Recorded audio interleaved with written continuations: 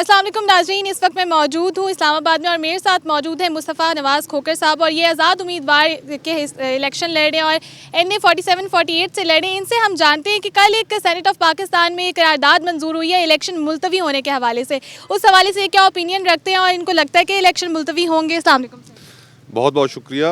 جو سینٹ کے اندر قرارداد پاس کی گئی وہاں پر صرف 13 لوگ اس وقت بیٹھے ہوئے تھے جنہوں نے یہ قرارداد پاس کی.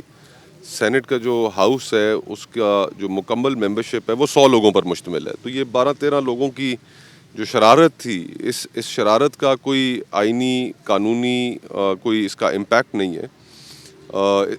نان بائنڈنگ ریزولوشنز ہوتی ہیں سینٹ کی کہ وہ کسی کے لیے آئینی اور قانونی طور پہ ماننا کسی ادارے کے لیے فرض نہیں ہے اور ECP کے لیے بھی نہیں ہے. یہ چند سینیٹر صاحبان نے شرارت کی ہے اور خواہش ان کی یہ ضرور ہو سکتی ہے، لیکن الیکشن جس طرح سپریم کورٹ نے کہا ہے 8 فروری کو پتھر پہ لکیر ہیں، اور الیکشنز کا ہونا پاکستان کے لیے بھی ضروری ہے کہ تمام کاروبار مملکت جو ہیں وہ رکے ہوئے ہیں. دنیا یہ دیکھ رہی ہے، انویسٹمنٹ رکی ہوئی ہے کہ ملک کے اندر کوئی حکومت الیکٹڈ آئے تو اس کے بعد اس سے بات کی جائے.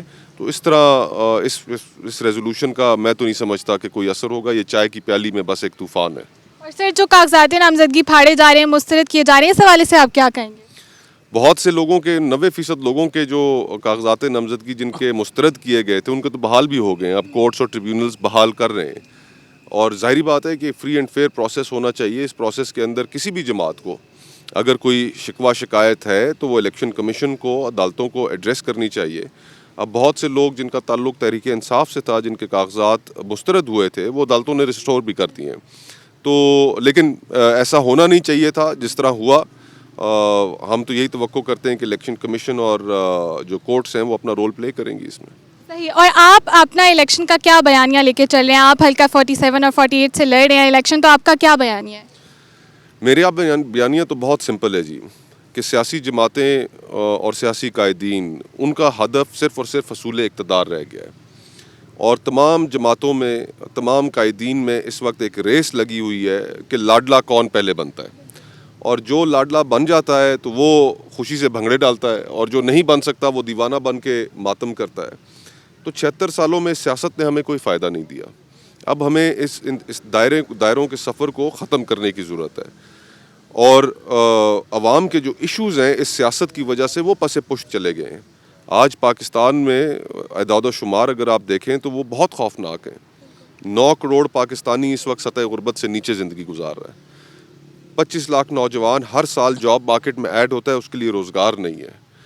2 کروڑ 80 لاکھ بچہ پاکستان میں ایسا ہے جس نے اسکول کی شکل تک نہیں دیکھی.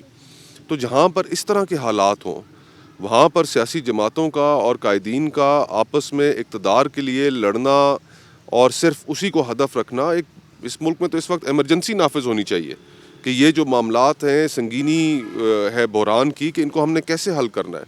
تو وہ اب لوگوں کی ایشوز رہ نہیں گئی. اور انشاءاللہ اگر اسلام آباد کے لوگوں نے مجھے منتخب کیا، اپنی ووٹ کے اہل سمجھا، تو میں تو استعفیٰ دے کے اس ایوان سے باہر نکل آیا تھا. اگر دوبارہ جاؤں گا تو عوام کی آواز بن کر جاؤں گا انشاءاللہ.